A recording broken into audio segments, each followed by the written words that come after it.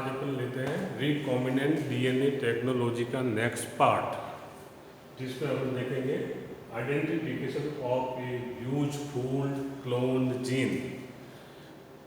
जो जीन, वो इच्छित जीन जिसकी अपन ने क्लोनिंग की है, वो इच्छित जीन में से कौन कौन से इच्छित जीन काम के हैं, कौन कौन से इच्छित जीन काम के नहीं हैं, इसके बारे में आप अध्ययन करेंगे।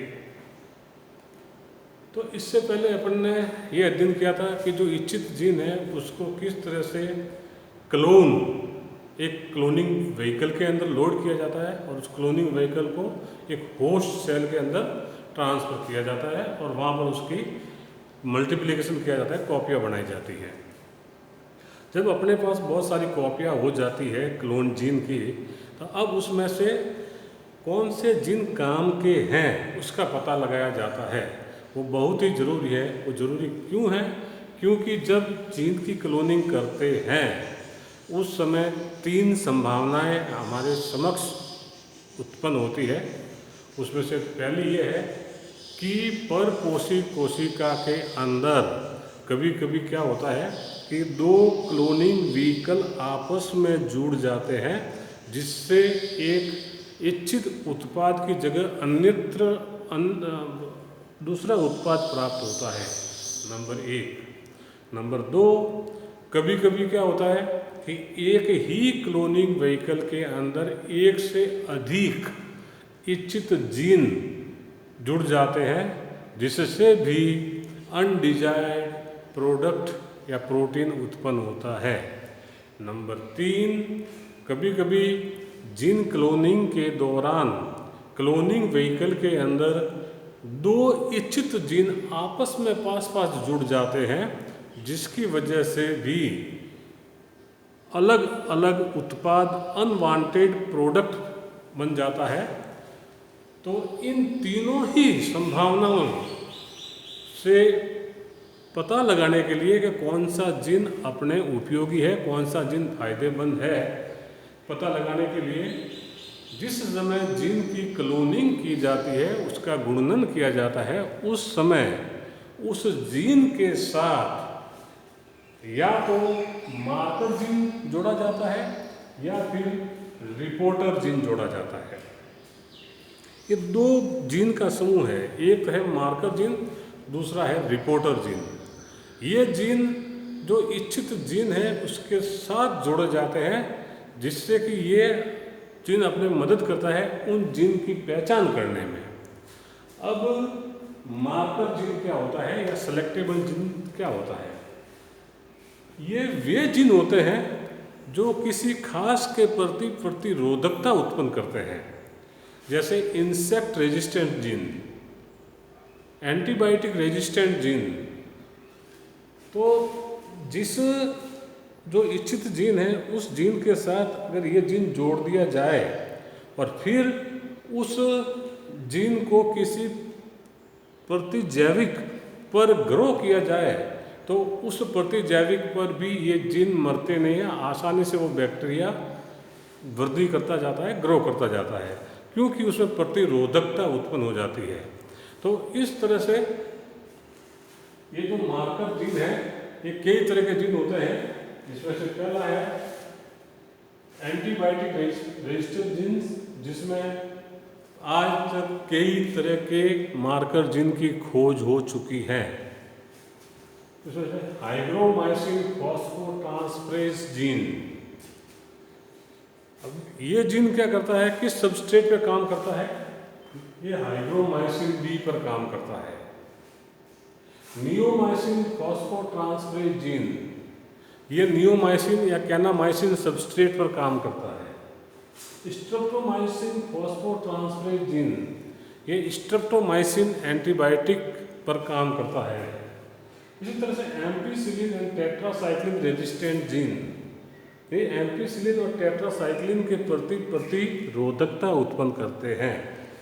अपन ने जिस समय पीडीआर की संरचना पढ़ी थी,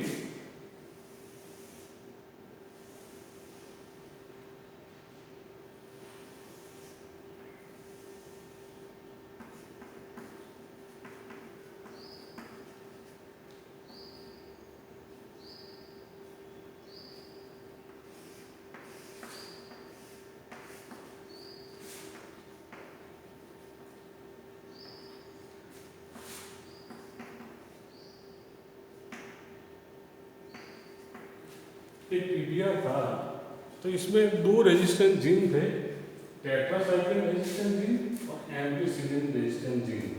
और इस जीन के अंदर ही रेस्ट्रिक्शन एंडोन्यूक्लियस के अभिज्ञान स्थल पाए जाते हैं। अब होता क्या है कि जब मान लीजिए ये इच्छित जीन है, डिजायर्ड जीन, इस इच्छित जीन को इस पीबीआर में इंसर्ट करना है, तो ये इच्छित जीन या तो टेट्रासाइक्लिन वाले रीजन में इंसर्ट होगा या एम्पिसिलिन वाले रीजन में इंसर्ट होगा। अब जिस रीजन में इंसर्ट होगा वो क्षेत्र उस प्रतिजैविक के प्रति प्रतिरोधकता उसमें समाप्त हो जाती है। मान लीजिए ये जीन टेट्रासाइक्लिन वाले रेजिस्टेंस में इसमें डाला जाता है, तो टेट्रासाइक्लिन के प्रति प्रतिरोधकता इस पीबीआर की खत्म हो जाएगी। तो उस समय क्या इस जीन का कैसे पता करेंगे? अब मान लीजिए इस प्लाज्मिड युक्त बैक्टीरिया को एम्पिसिलिन वाले माध्यम पे ग्रो कराया जाए, तो ये आसानी से इस पे ग्रो कराएगा, क्योंकि एम्पिसिलिन का जीन इंटैक्ट है, इसमें किसी तरह का कोई जीन का समावेश नहीं किया जाता है। जैसे ही इस जीन में किसी का समावेश किया जाता है तो ये इनएक्टिव हो जाता है।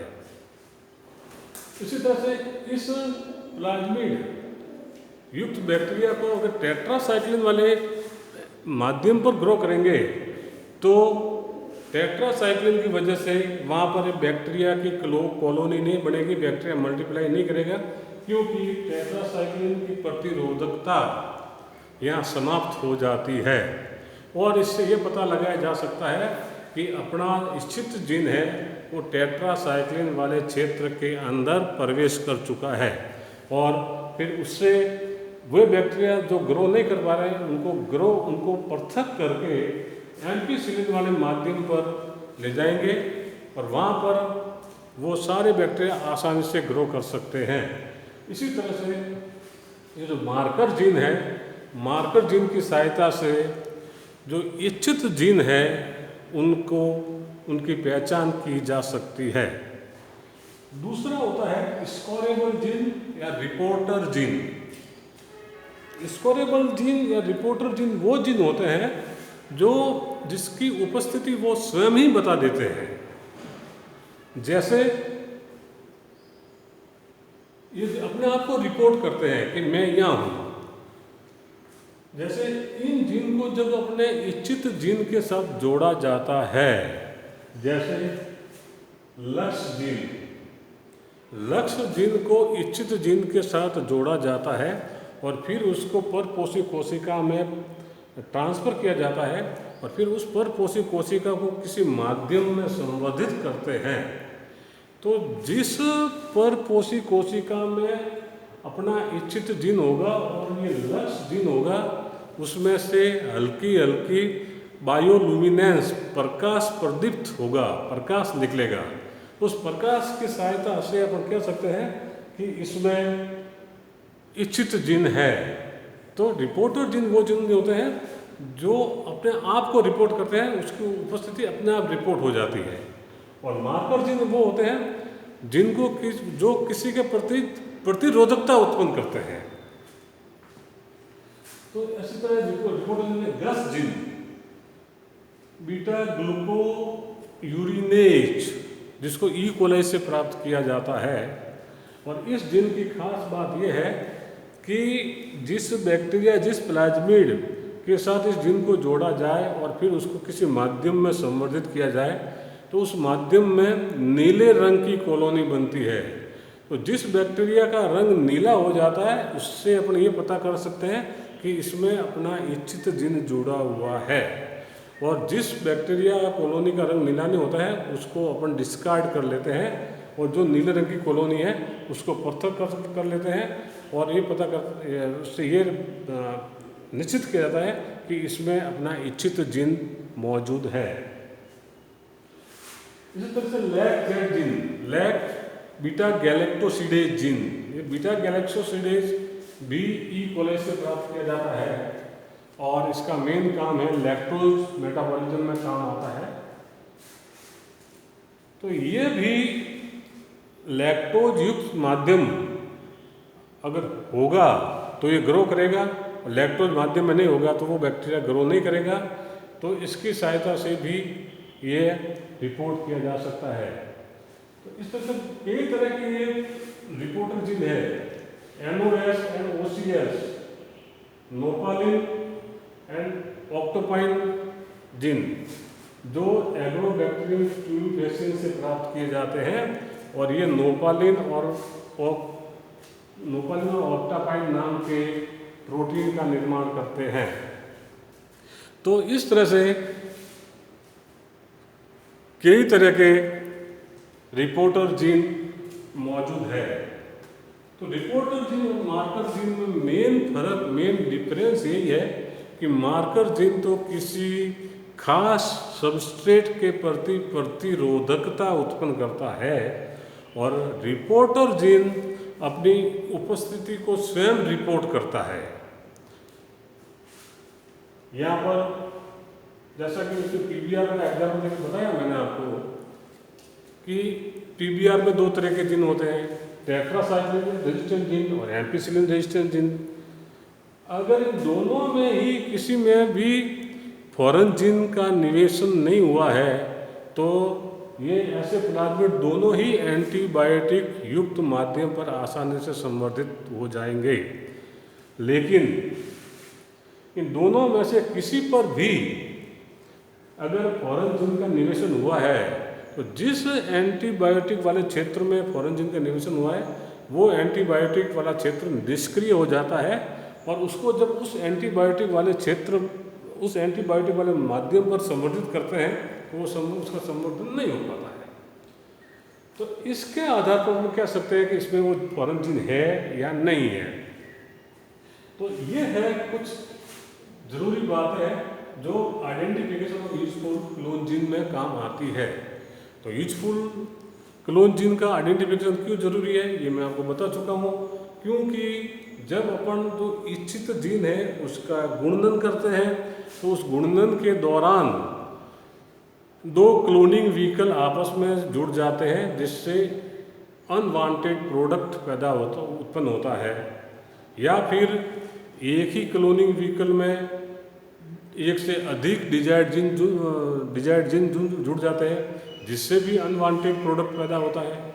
या एक ही क्लोनिंग व्हीकल में 2 इच्छित जीन आपस में पास जुड़ जाते हैं, जिससे भी अवांछित उत्पाद पैदा होता है। इनमें से ये पता करने के लिए कि अपना जो इच्छित जीन है वो कहाँ पर लोकेट है, कहाँ पर पड़ा है, उसकी पहचान करने के लिए मार्कर और स्कोरेबल जीन, सेलेक्टेबल जीन या स्कोरेबल जीन काम में लिए जाते हैं। Marker gene insect resistant gene या एंटीबायोटिक रेजिस्टेंट जीन होते हैं। स्कोरेबल जीन जो अपने आप को रिपोर्ट करते हैं, जिसमें गस जीन है, लक्स जीन है, जेड जीन है। इनका सोर्स ये है गस जीन है, ई कोलाई से प्राप्त किया जाता है, और एक्सप्रेशन साइट ये होती है कि कोलोनी ब्लू कलर उत्पन्न करता है। लक्स जीन से ये बैक्टीरिया या जुगनू से प्राप्त किया जाता है, और ये बायोलुमिनेंस मीडियम में बायोलुमिनेंस उत्पन्न करता है। लैक जेड ई कोलाई से प्राप्त किया जाता है और लैक्टोज मेटाबॉलिज्म में काम में लिया जाता है। नोपालिन और ऑक्टापाइन जीन ये एग्रोबैक्टीरियम ट्यूबिफेसियंस से काम में लिए जाते हैं, और ऑक्टापाइन और नोपालिन के उत्पादन में ये सहायक होते हैं। तो ये 2 इम्पोर्टेंट जीन है, marker gene and selectable gene. इसी की सहायता से अपने इच्छित जीन का आसानी से पहचान की जाती है। तो इसको कई बार ये एग्जाम पूछते हैं कि मार्कर जीन पे कमेंट लिखिए या स्कोरेबल जीन पे टिप्पणी लिखिए, कितने तरह के होते हैं, कितने तरह के मार्कर जीन होते हैं, कितने तरह के रिपोर्टर जीन होते हैं। तो ये है identification of useful clone gene, क्यों किया जाता है और कैसे किया जाता है, ये है।